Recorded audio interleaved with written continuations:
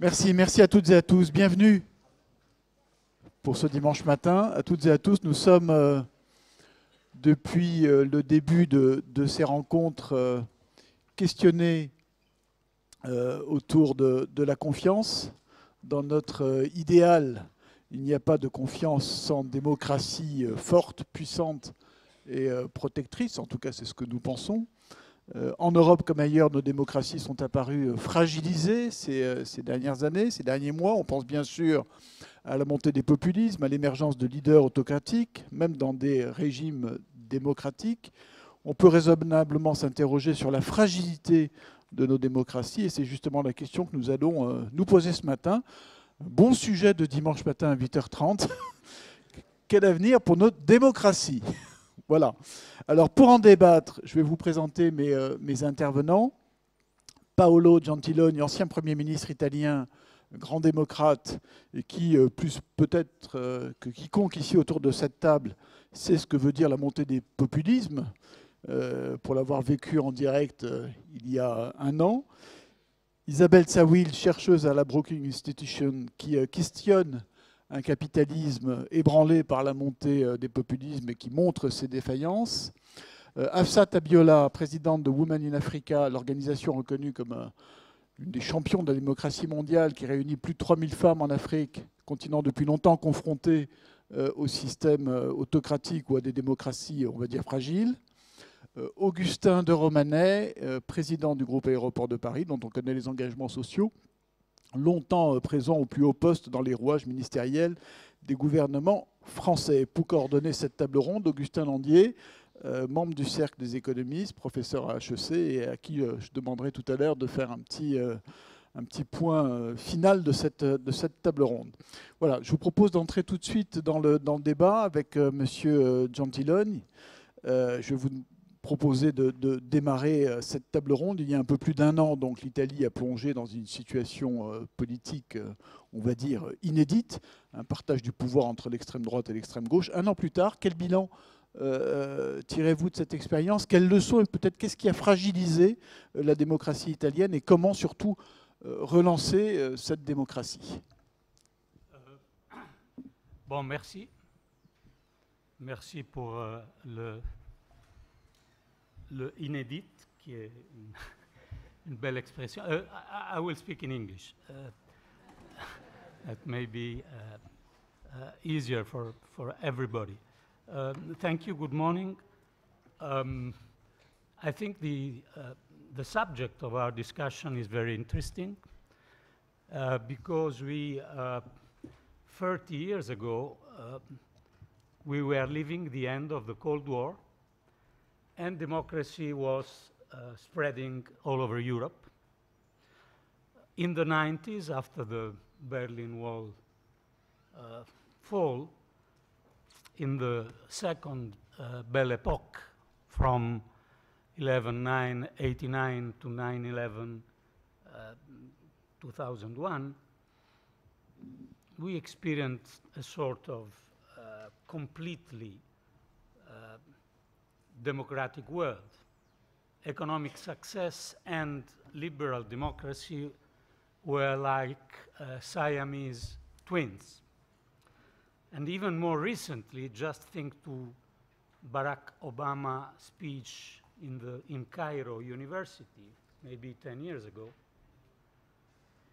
The idea was that liberal democracy expanded all over the world.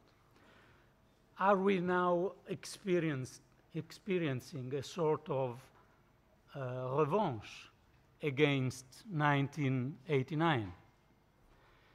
Is democracy really a garden surrounded by a jungle, as it was written? For sure, I think we have two global drivers. One is economic success of China, based on the assumption that that democracy is not needed to reach effectiveness and wealth. And second, the populist wave in Western countries, Brexit, Trump, the Italian elections, based on the idea of a possible illiberal democracy. Nationalism is connecting these two global drivers. Nationalism. Take back control is the claim unifying all this. Russian President Putin, in his recent interview, described the end of liberal ideology, heralding national populism fueled by public resentment against migration, multiculturalism, and secular values. So how do we face this challenge? The very first analysis of populism came not from a political essayist, but from a comedian, Aristophanes. Aristophanes called populism demagogy. And he said that demagogy is growing because of the imperfections of democracy. I think this is still true, but the solution is not only finding different procedure for this imperfection of democracy. We certainly need more delivery tool, less technocracy, more women and young people committed in political responsibility. But my experience is that the party that won the elections 1 year ago in Italy was supporting the idea of immediate democracy through the web, of choosing the political representation through draw lotteries, of not paying political representation. So they told that they would have given back their salaries. In fact, probably they didn't. So to face this challenge, I think we have not only to work on the imperfection of democracy, on the tool of delivering, but on two main issues. One, the root causes of this crisis, which means reduce inequality. The future of capitalism is at stake. Second, manage migration. It was in my country, by large, the main trigger of the crisis of democracy. And third, promote sustainability. For the younger generation, democracy and sustainable development are exactly the same thing. The second point to react to this challenge after addressing the root causes is the role of the ruling classes, the role of the elite. The elite were, in many countries, and in my country also, the target of this anti-democratic or pro-illiberal democracy or pro-immediate democracy movement, the elite. I just quote to close my statement what in its manifesto for 175 years, The Economist, a magazine that has something to do with the elite, said, the ruling class live in a bubble. They go to the same colleges, marry each other, live in the same streets, and work in the same offices. Today, liberals, The Economist said, need to side with a struggling precariat against the patricians. Well, I think we have to consider that a cosmopolitan elite without roots in their territories, in their countries, in their tradition, is not able to win the challenge against democracy. This doesn't mean that we have to follow the populist model. This means that we have to have ruling classes and elite capable to know and share their reality. Thank you.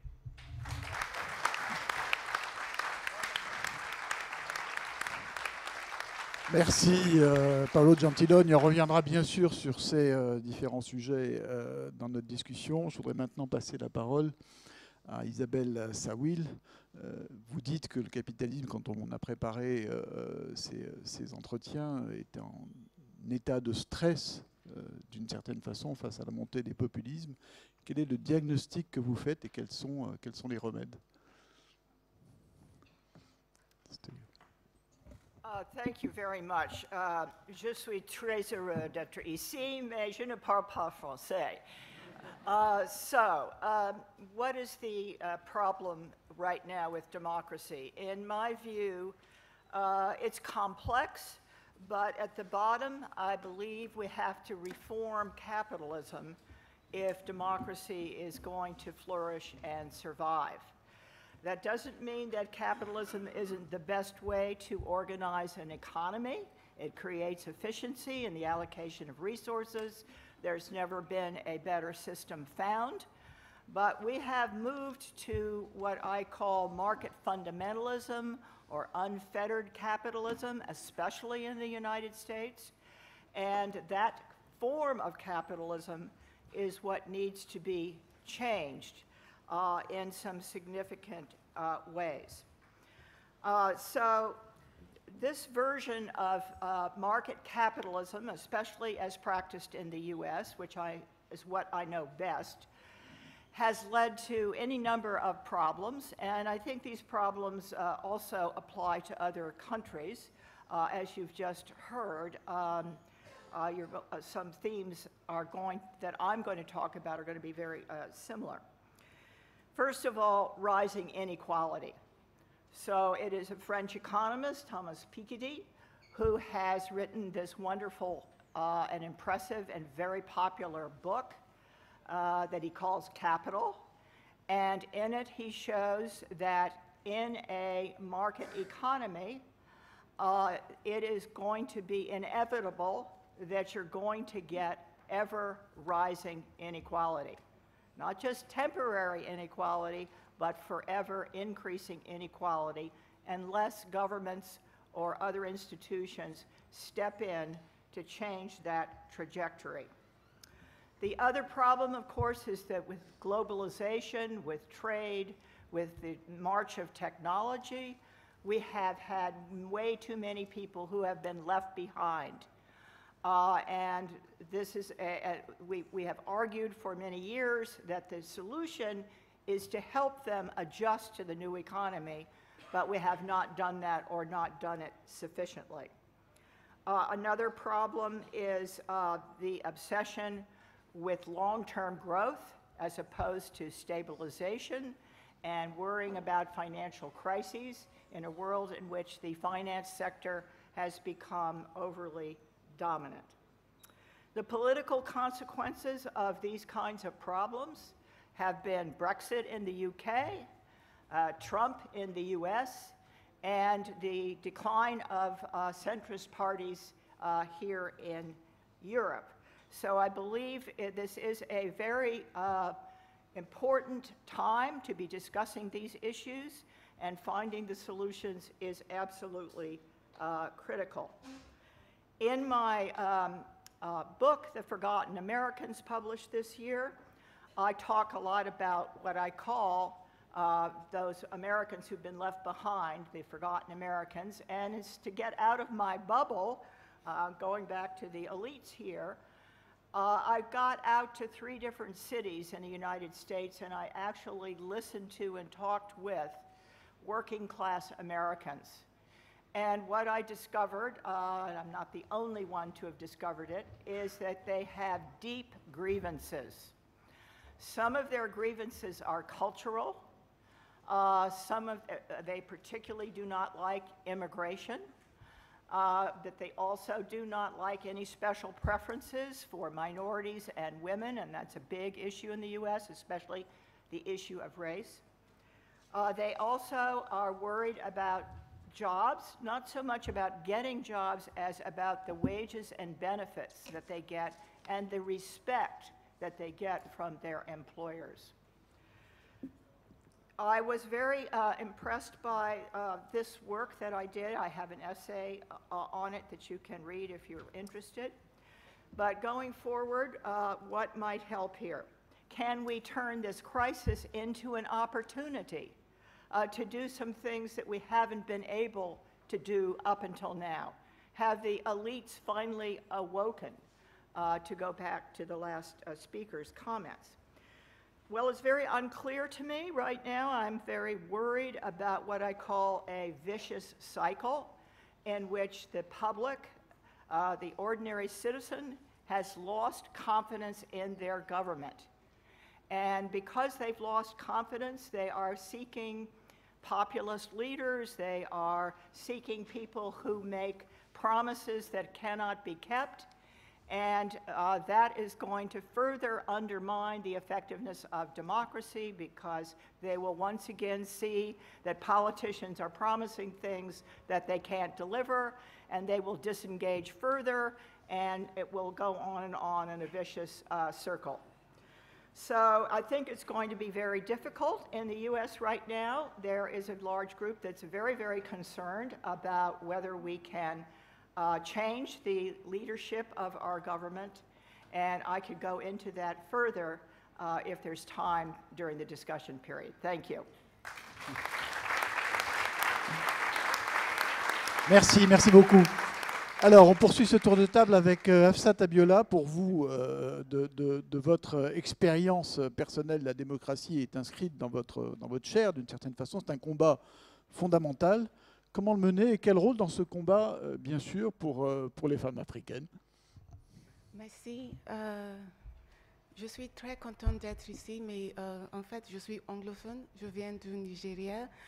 Mon collègue m'a conseillé de parler tout en français, mais je sais que mon français, ce n'est pas assez bon.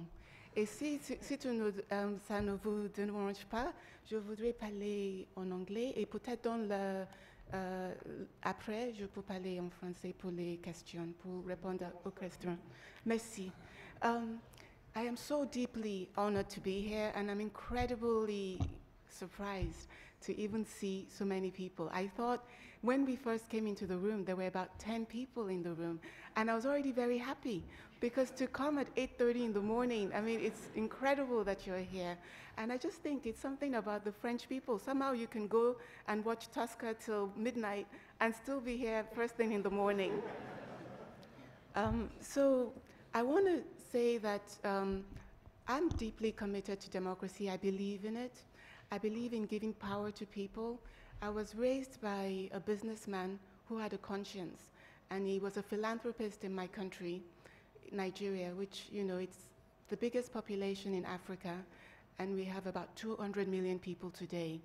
About 25 years ago, my father won the presidential election in Nigeria, and it was a time of military rule, and then the soldiers said that they didn't want a democracy, and they put him in jail, whereupon my mother, a high school graduate and a mother of 7 children, started to organize the democratic movement for my country. She was gunned down in 1996, and my father, at that time I was a junior in university in the US. So we took our movement internationally. We moved into exile with people like Wole Soyinka, Nobel laureate for literature. And we traveled all over the world. I traveled all over the world. I came to France, Germany, UK. I was all over the US and Canada, begging these very powerful democracies to help us in Nigeria. And the people of these countries responded, but sometimes the governments were weighing what their gains were from Nigeria in terms of the oil that they got and maybe the terms upon which they get the oil. And they didn't want so much to help. But we were fortunate, and when we built a strong enough movement, in 1999, we got a democratic government in Nigeria. So we've been having a democratic government since 1999. But exactly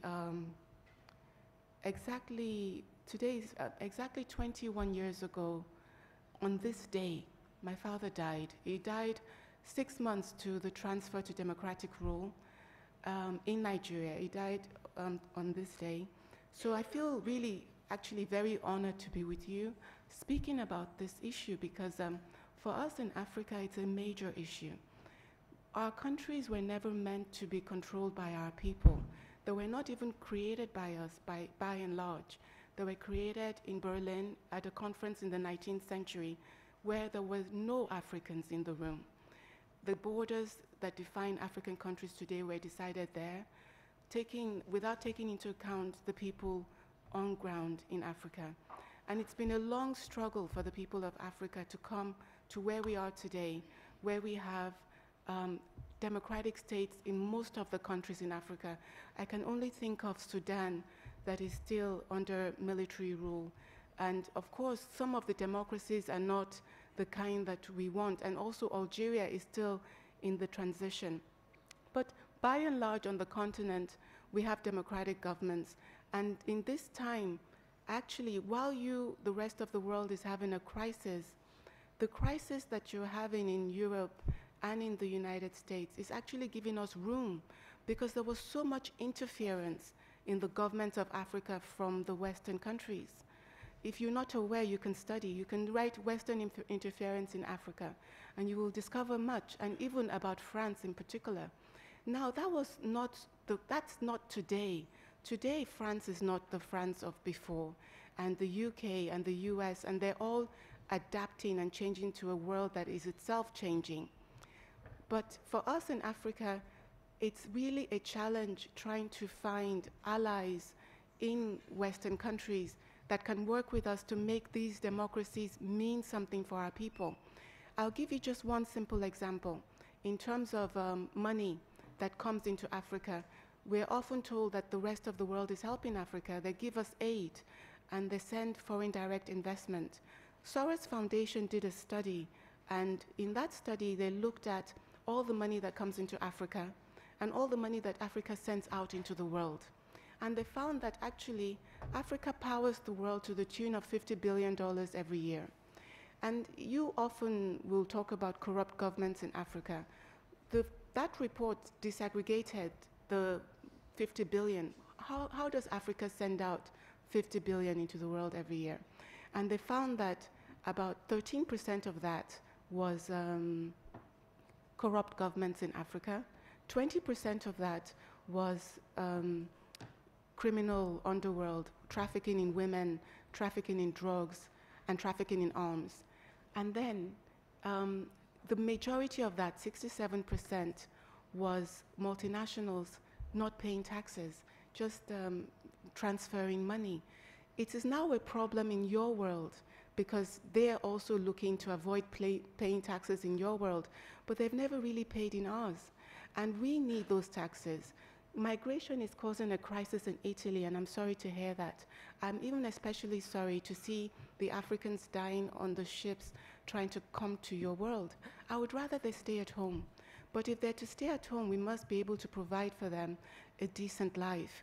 If all our money is coming out to your world, we will not have the resources to do what we're mandated by our people to do, which is to build our own economies.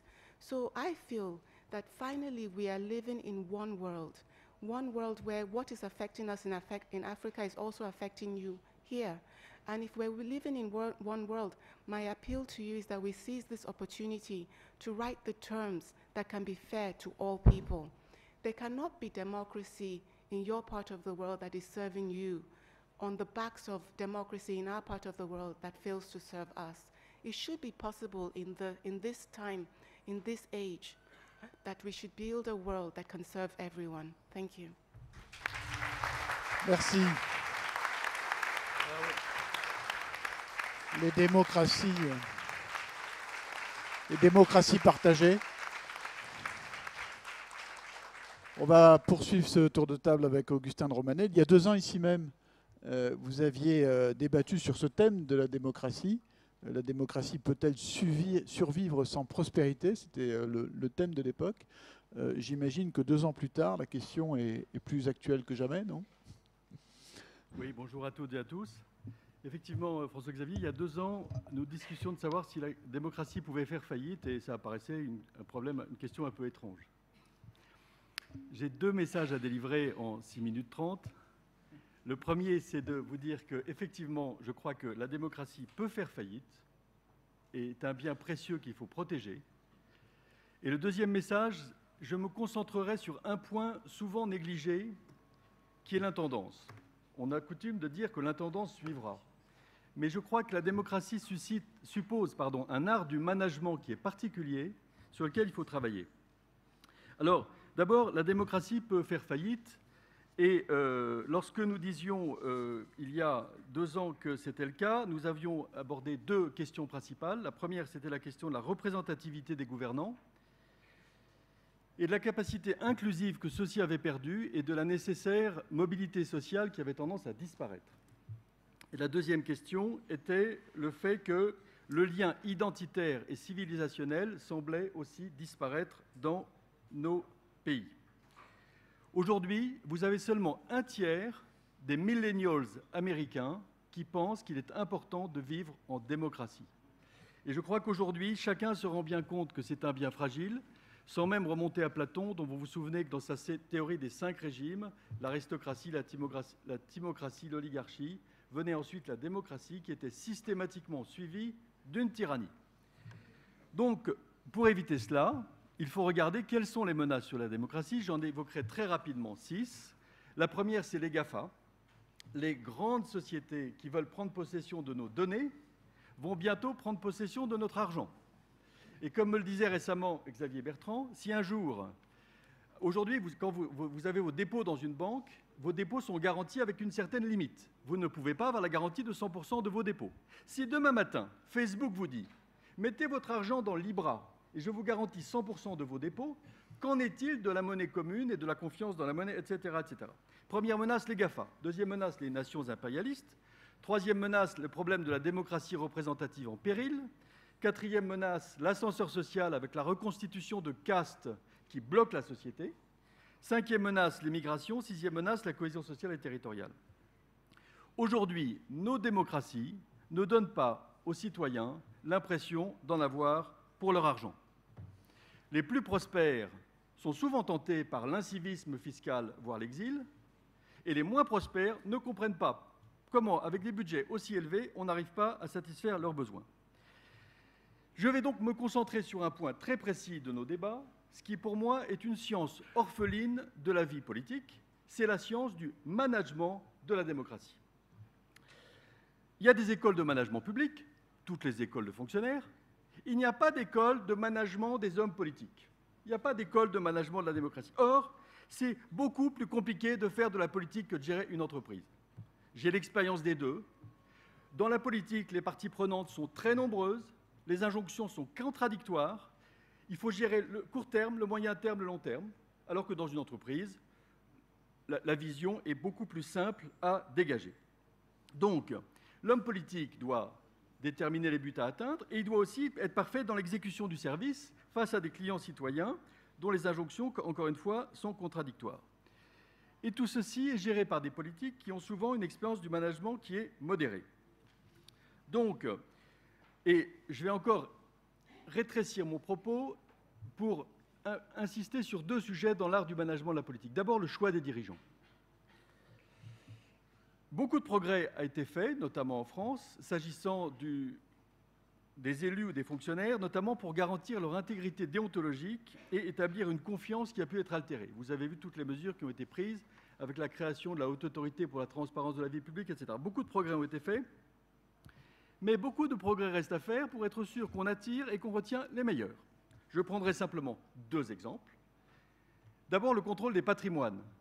Je suis tout à fait d'accord pour qu'on transmette les patrimoines des hommes politiques à une commission chargée de vérifier qu'ils ne s'enrichissent pas pendant leur mandat. En revanche, la transparence me paraît être une ânerie parce que ça dissuade beaucoup de personnes de s'engager au service du bien commun alors même qu'ils ont pu avoir des héritages ou gagner un peu d'argent. Deuxième sujet, un sujet tabou qui ne va pas me faire que des amis dans cette salle, mais je le dis quand même, le sujet des rémunérations. Si les gens du privé, comme moi, ne disent pas qu'il est anormal qu'un président de région qui a 10 millions d'habitants, 3,5 millions de budget et 6 000 salariés gagne la somme royale de 4 345,87 € par mois, si vous trouvez ça normal, eh bien dites-le moi, parce que dans notre entreprise, pour ce prix-là, nous n'avons pas des talents outstanding. S'agissant des hauts fonctionnaires,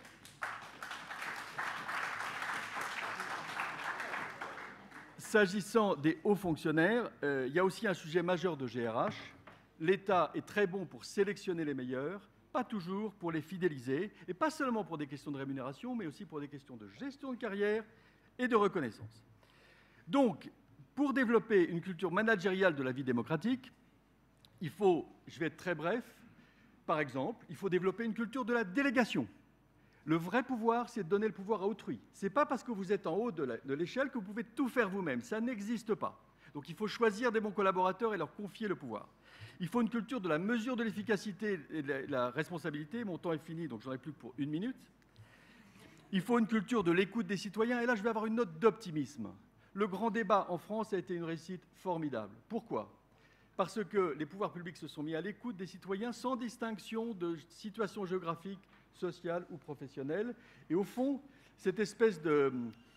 Pardon, j'avais mis une alarme, vous voyez, donc cette espèce de catharsis a été très positive. Ma conclusion, François-Xavier. Je vous le confirme, je pense qu'il existe un risque majeur que la désorganisation de nos démocraties ne conduise à une tyrannie qui ne prenne pas seulement la forme d'un despotisme politique, mais qui peut aussi être un despotisme technologique, celui des GAFAM dont j'ai parlé. Raison pour laquelle, et je renouvelle l'expression de mon souhait que les économistes, les chercheurs en organisation développent la science de l'art du management de la politique, il faut manager la démocratie, il faut manager les risques, le premier des risques étant les fake news et les risques de cyberguerre, etc. Et je terminerai définitivement par une phrase d'Hannah Arendt qui dit « Les mouvements totalitaires usent et abusent des libertés démocratiques pour les détruire. » Merci beaucoup. Merci Augustin. Alors, je vous propose tout de suite d'entamer le jeu des questions-réponses, à moins qu'Augustin veuille faire un petit... Je vais faire une synthèse. Allez, allez-y, en quelques mots. Les questions-réponses. Mais tout d'abord, je voulais vous remercier tous d'être là. C'est quand même fantastique un dimanche matin de se réunir comme ça. Et je pense que ça participe justement de ce dont on parle, à savoir la démocratie. Le débat public, ça fait partie de la démocratie. Alors dans cet esprit-là, je vais essayer de faire une intervention très courte, mais qui déjà synthétise un petit peu les éléments qu'on a vus.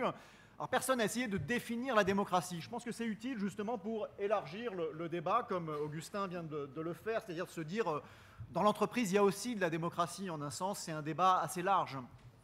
Alors qu'est-ce que c'est la démocratie? Si on essayait comme ça une définition un peu large, qui permette d'avoir un objet qui peut changer dans le temps, je crois que c'est un système qui produit de la décision, qui produit des décisions publiques, sous le contrôle direct du peuple, et qui doit engendrer l'adhésion, au sens où les gens consentent à ces décisions. Ils consentent à payer leurs impôts ou à faire ce qui a été décidé collectivement, sans que ça soit sous la menace des fusils ou de l'armée, etc. Donc il y a une sorte de consentement qui doit être produit par le système démocratique.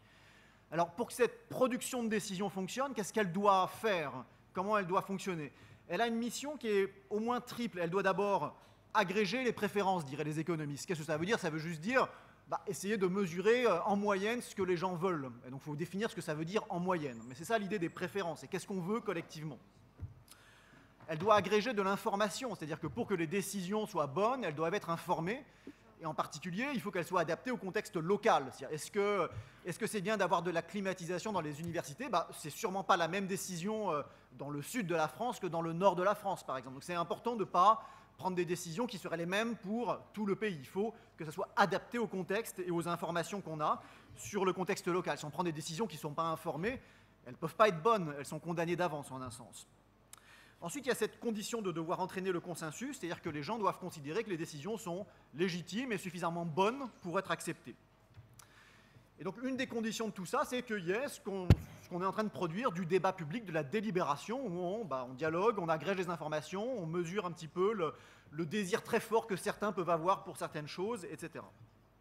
Donc ce que je trouve intéressant avec cette définition un peu large, c'est que le vote qu'on associe très souvent à quasiment une définition de la démocratie, c'est qu'un des éléments de la démocratie. Il y a, par exemple, la Constitution est sans doute un élément encore plus déterminant de la démocratie. Mais aussi l'équilibre des pouvoirs, qui sont les contre-pouvoirs, est-ce qu'il y a des partis qui vont jouer un petit peu ce rôle d'organiser le débat public, etc., etc. Avoir une doctrine de quand est-ce qu'on veut faire des référendums, avoir de la démocratie directe, quand est-ce qu'au contraire on veut déléguer à des groupes d'experts, comme par exemple la politique monétaire qui est déléguée à la Banque centrale, etc. Donc ça, premier point, parce que je trouve que ça ressort un peu de toutes nos conversations, c'est que voter pour quelqu'un, c'est pas ça peut-être le cœur de la démocratie, il y a aussi toute cette organisation qu'on doit faire fonctionner et qui du coup peut faire appel à la théorie des organisations. C'est-à-dire que si, comme économiste, vous vous intéressez à la démocratie, c'est pas seulement la théorie du vote ou la théorie politique, il faut aussi convoquer tout ce qu'on sait sur les incitations des agents dans une organisation. Comment est-ce qu'un collectif fonctionne, grosso modo? Alors aujourd'hui, on voit bien qu'il y a une crise, je ne vais pas revenir dessus, mais les gens n'ont pas l'impression qu'on produit du consensus, il y a un manque de consentement en fait à appliquer les décisions qui sont prises. Les gens ont l'impression que les décisions ne sont pas adaptées à leurs vrais problèmes, entre guillemets. Les gens ont l'impression qu'on ne mesure pas bien ce qu'ils veulent en vrai, que les préférences ne sont pas vraiment agrégées. Et puis il y a aussi tout le débat que Isabelle mentionnait sur peut-être une capture du politique par certains intérêts qui cherchent à manœuvrer pour que leurs intérêts privés soient défendus.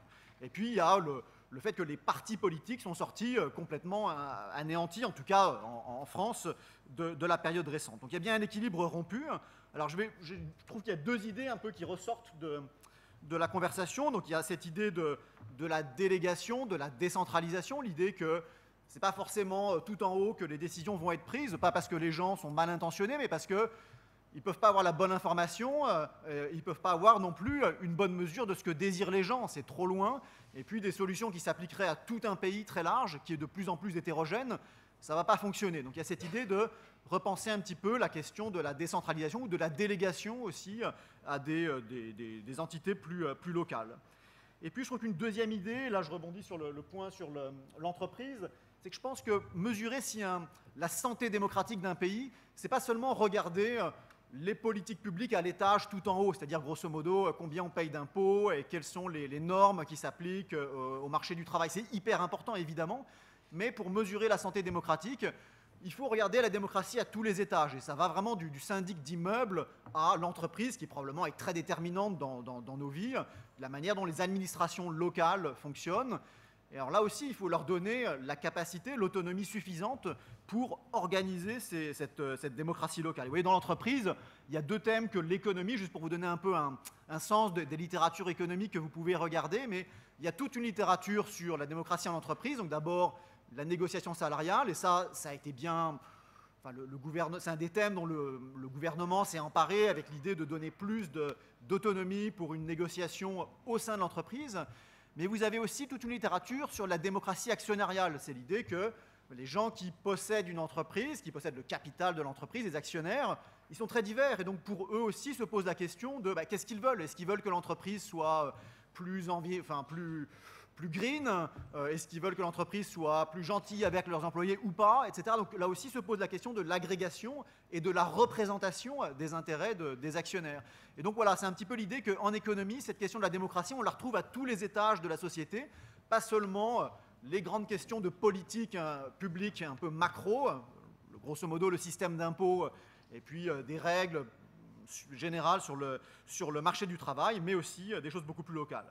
Et donc voilà, pour conclure, je trouve que on voit plein de pistes qui s'esquissent. D'abord, beaucoup de notes d'optimisme, au sens où il y a un petit peu l'idée que le fait que la démocratie veuille changer, c'est presque son ADN, c'est pas forcément un symptôme de crise, ou plus exactement, l'impression de crise, ça fait partie de la démocratie. Ce qui tue la démocratie, c'est un peu une idée de Tocqueville, c'est plutôt l'apathie, c'est le moment où les citoyens finalement se désintéressent du sujet, se soumettent et se disent ça ne sert à rien de s'y intéresser. Donc là on voit bien que ce n'est pas la marque de l'époque, on est plutôt dans une époque où les gens s'intéressent, ils sont très éduqués, ils ont plus de temps qu'autrefois pour creuser les sujets, et donc il faut répondre à ce désir.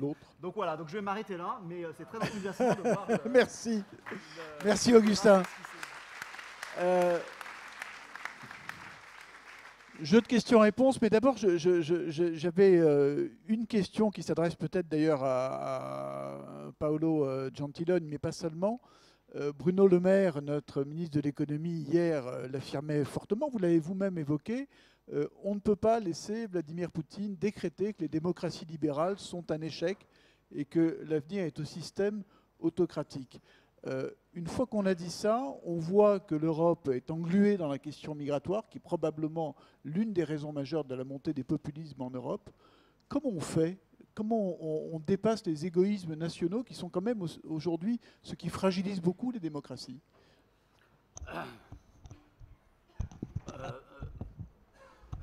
Bon, pour donner une réponse très courte, parce que le problème est naturellement énorme, je pense que ce n'est pas impossible qu'un certain nombre de pays européens, ça ne sera pas probablement les 27, les 28 à l'unanimité, prendre des décisions.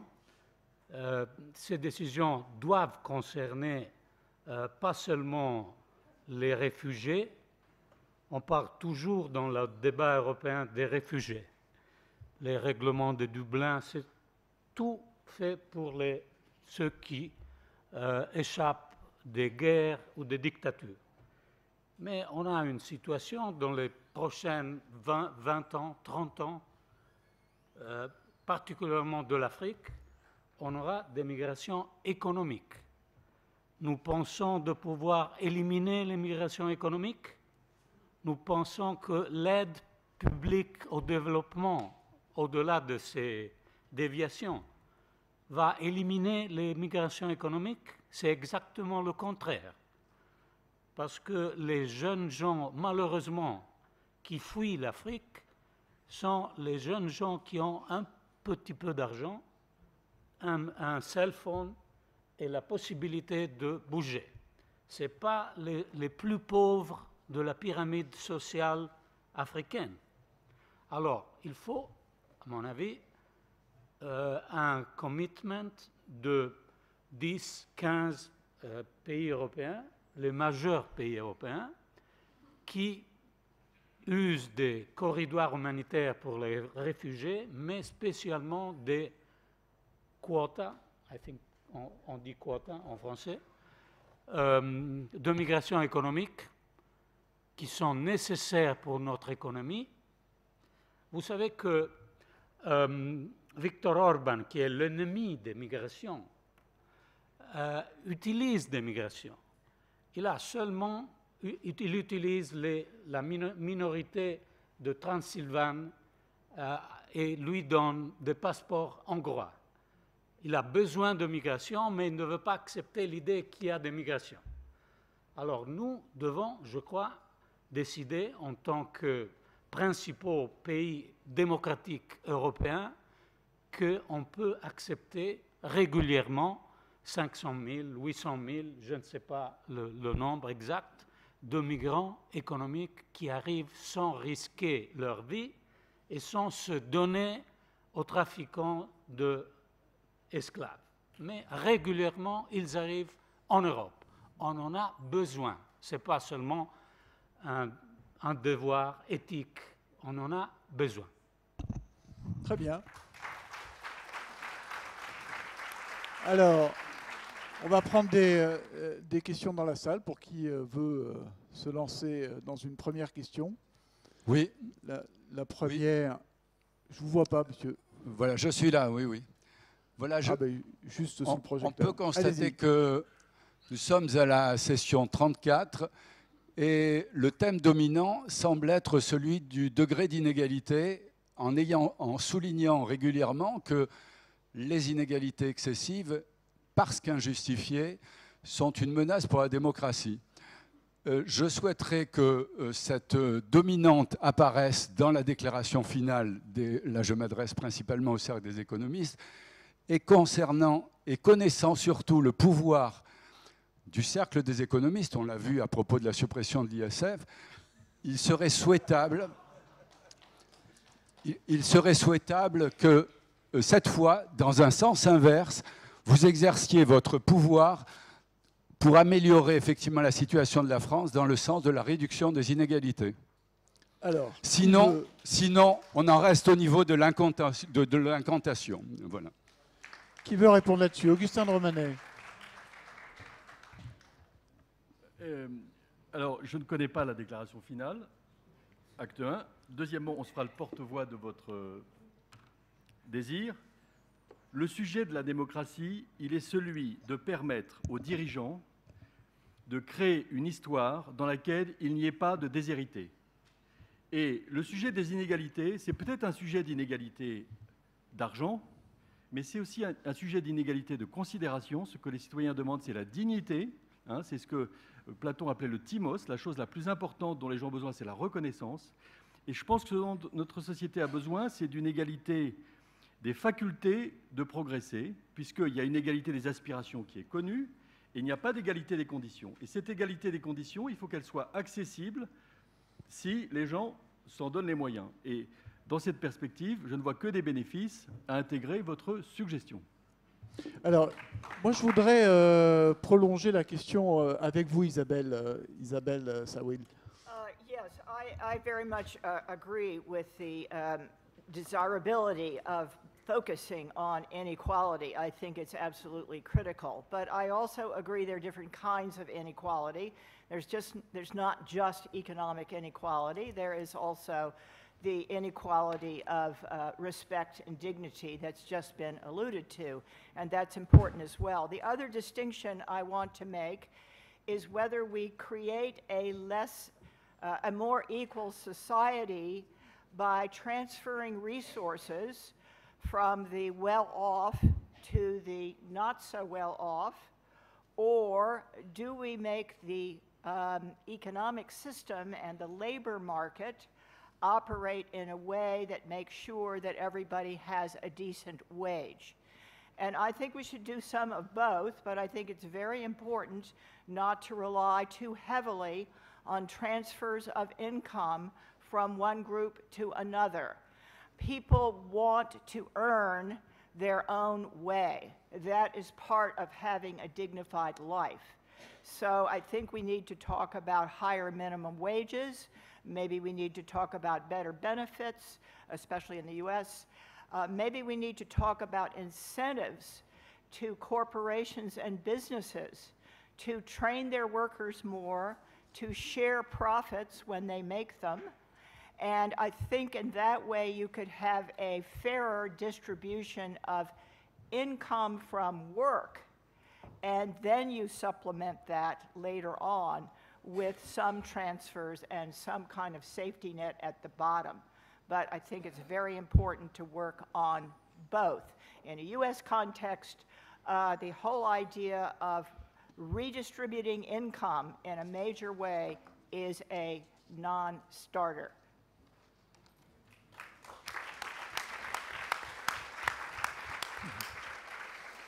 Très bien. Encore une question dans la salle. Qui veut se jeter à l'eau pour la deuxième question? Il y a une main qui se lève là-bas. Oui, bonjour. Je pense que le débat a été très bien posé par Paolo en indiquant que les deux défis démocratiques étaient d'un côté la Chine qui a donné l'impression qu'on pouvait réussir économiquement sans démocratie et les montées populistes. Mais est-ce que vous ne croyez pas que ce n'est pas mais d'abord et ensuite? En clair, est-ce que l'entrée du loup chinois dans la démocratie occidentale n'est pas le cœur, ou en tout cas la source du problème, et est-ce qu'il ne faut pas essayer de la traiter autrement que ne le fait M. Trump, mais de la traiter? Alors, grand sujet de la bagarre commerciale entre la Chine et les États-Unis. Paolo Gentiloni, peut-être? Je pense que il y a 10 ans, 15 ans, nous étions convaincus que sans démocratie, la Chine n'aurait aucune possibilité d'avoir richesse et développement. Un grand économiste indien qui vit en Angleterre a écrit un livre sur le fait que sans démocratie, Amartya Sen, c'était impossible d'avoir du développement économique. Maintenant, le défi est là. Il est très fort dans les États-Unis. On discute de Chine comme jamais aux États-Unis. Moi, je pense que le problème n'est pas le containment de la Chine, n'est pas la nouvelle guerre froide contre la Chine. Le problème est tout ce qu'on a discuté ici et faire fonctionner notre modèle démocratique. Parce que l'avenir est quand même dans notre modèle démocratique. Du moins, j'espère.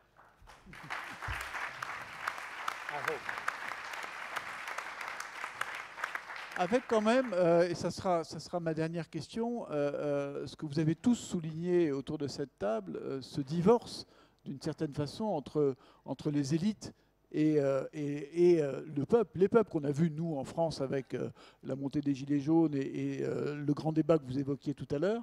Est-ce que ce divorce n'est pas la clé, finalement, peut-être une question pour vous, Hafsat Abiola, ce divorce entre les élites et les peuples n'est pas la clé?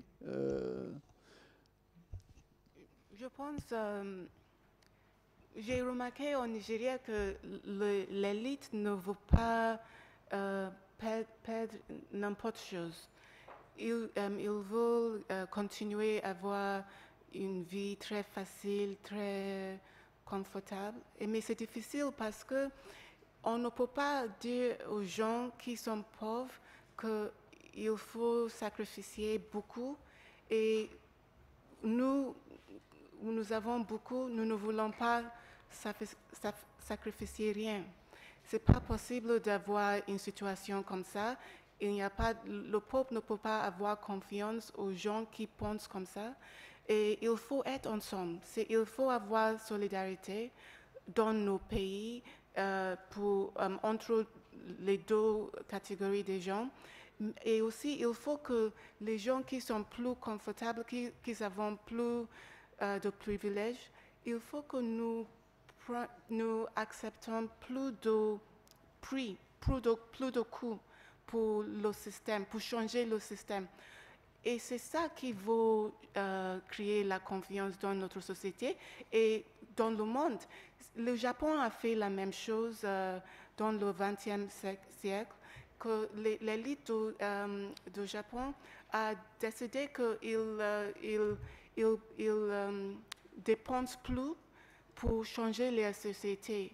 Et nous regardons le Japon aujourd'hui, c'est beaucoup plus mieux que tout le reste du monde, surtout sur le sujet d'inégalité. Donc, c'est ça, je veux que c'est nous qui devons montrer les moyens pour avancer, et ce n'est pas pour les gens pauvres qui n'ont pas assez comme nous, qui vont payer pour tout. C'est nous qui devons payer. C'est nous qui devons montrer par nos actions que nous sommes ensemble, nous pouvons perdre comme tout le monde, et déjà nous perdons beaucoup et nous continuons de faire ça. C'est ça qui crée la confiance. Et ici, nous avons ça, nous ne pouvons pas avoir populisme. Très bien, merci à tous. Notre temps est écoulé, donc voilà, place à la suite des débats, et merci pour votre participation à tous. Merci.